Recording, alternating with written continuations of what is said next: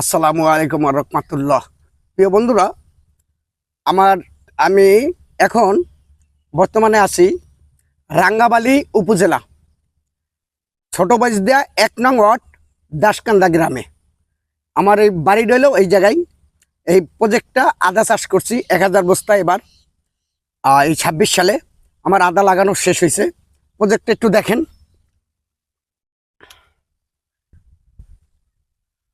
মানে আমার অঞ্চলে আদা চাষ এভাবে হয় না, এই বস্তায় করে না। তা আমি করতেছি এই ৩ বছর ধরে। এই ৩ বছর ধরে আদা চাষ করতেছি। আমার এখানে এই গাছ আম বাগান আছে। এটা আম বাগানের ভিতরে সুপারি গাছ। এই গাছের তলে ছায়াযুক্ত জায়গা, বেশি ছায়া না, রোদও লাগবে ছায়াও লাগবে, এর ভিতরে আমি আদা চাষ করতেছি। ১,০০০ বস্তা লাগাইছি। তা ব্যাপক বৃষ্টি হয়েছে এই ২ দিন ধরে। তো বৃষ্টিতে আমার আদার কি ক্ষতি হয়েছে কি না হয়েছে এগুলো পর্যবেক্ষণ করলাম। আলহামদুলিল্লাহ কোনো ক্ষতি হয় নাই, পানির জমাট নাই। মাটিটা একটু স্যাঁতস্যাঁতা ভিজা আছে, ওই স্যাঁতস্যাঁতা ভিজাটা কমে যাবে। এখানে ২-১ দিন রোদ উঠলে, আজকে আবহাওয়াটা ভালো। এই যে এদিক দিয়ে সোজা রাখছি, এদিকে আর ওইদিকেও রাখছি। এই যে এদিকেও রাখছি, বস্তাগুলো সাজাই রাখছি। তো আগামী বছর এবছর যদি আল্লাহ নাম লিয়া কাঙ্ক্ষিত লক্ষ্যে পৌঁছতে পারি, এখন পরিচর্যার ব্যাপার আছে, সেই পরিচর্যাগুলো যদি ঠিকমতো করতে পারি তাহলে আগামী বছর আমার এই যে বাগানটা দেখেন, এই বাগানটার ভিতরে আমি পুরাটাই আদা চাষ করার ইচ্ছে আছে। তো আমার এই আদাটা হইলো যে আমি ২৪ সালে আদা লাগাইছিলাম, হইলো ভালো জাতের আদার কথা বলছিলাম। তখন আমি নতুন ছিলাম, কিন্তু আমি বুঝি নাই। ফরিদপুর থেকে অনলাইনে আদা আনছি। তা লাগানোর পরে আমি ৫ কেজি আদাও পাইনি। সেই বীজটা ভালো ছিল না। আদা হয়েছিল আঙ্গুলের মতো চিকন চিকন। তারপর আমি মানে খুব এটা নিয়ে খুব করলাম, গাড়াগাড়ি করার চেষ্টা করলাম। পরে আমি সন্ধান পাইলাম, দিনাজপুর থেকে এই বীজটা আনছিলাম গত বছর। ২৫ সালে লাগাইছি। ২৫ সালে আমি ৩০ কেজি আদা লাগাইছি। ৩০ কেজি আদা লাগাইছি হলো ৩৮০ বস্তা। সেখানে আমি ২৫০ কেজি আদা পাইছি। তা সেখান থেকে আমি বীজ রাখছি, কিছু বিক্রিও করে দিছি। বীজ বিক্রি করি নেই, এমনি আদা যেটা বীজ রাখা দরকার সেটা বীজ রাখছি, বাদ বাকিটা বিক্রি করে দিছি। এই আদাটা হইলো যে থাইল্যান্ড। তা আমাদের বাংলাদেশে বাড়ি 1, বাড়ি 2, বাড়ি 3 এগুলো চাষ হয়। আমি এই থাইল্যান্ডের আদাটা লাগাইছি। উত্তরবঙ্গে দিনাজপুর অঞ্চলে এই আদাটা লাগাই বেশি। তো এইটার গরু তো খুব সুন্দর। এর ভিডিও আছে, ভিডিও আমি আগে পরে দিছি। আপনারা পারলে যদি দেখতে চান তাহলে দেখতে পারেন আদার গ্রোথটা কীরকমের হয়।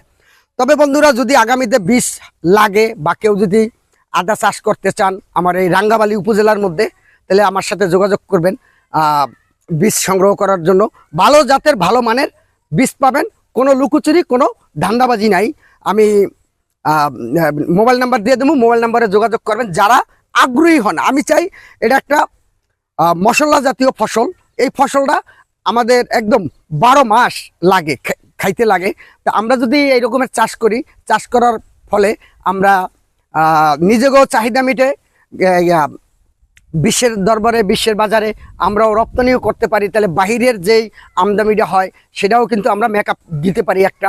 যদি আপনারা কেউ চান তাহলে করতে পারেন আমার মতো। আলহামদুলিল্লাহ খুবই ভালো। ১,০০০ বস্তা এবছর ১,০০০ বস্তা লাগাইছে, একদম এতে সিরিয়ালে লাগানো আছে। আগামীতে ইনশাল্লাহ বেশি করেই করবো। একটু আস্তে আস্তে একটু ঘুরে দেওয়া হতো। এই যে বস্তাগুলো আমি সাজাই রাখছি এই রকমের।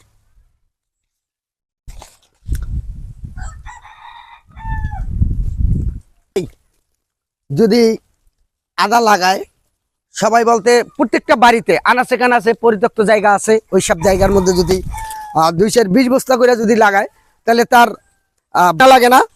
বাহিরের যেই আমদানি করতে হয় সেটাও কিন্তু লাগে না, আমাদের চাহিদা মিটে। যারা বেশিরভাগে করতে চান তারা কিন্তু রপ্তানিও করতে পারবেন। তাই আমার কিন্তু মোটামুটি একটা ভালো একটা অ্যামাউন্ট আমি পাইছি এই ২৪ সালে, এই ২৬ সালে। আমি সেখান থেকেই করছি।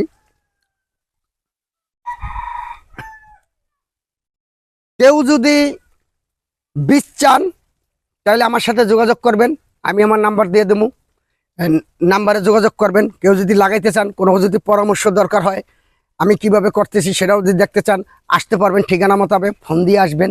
আর আমার রাঙ্গাবালী উপজেলায় সবাই যে গ্রামের কথা বলছি,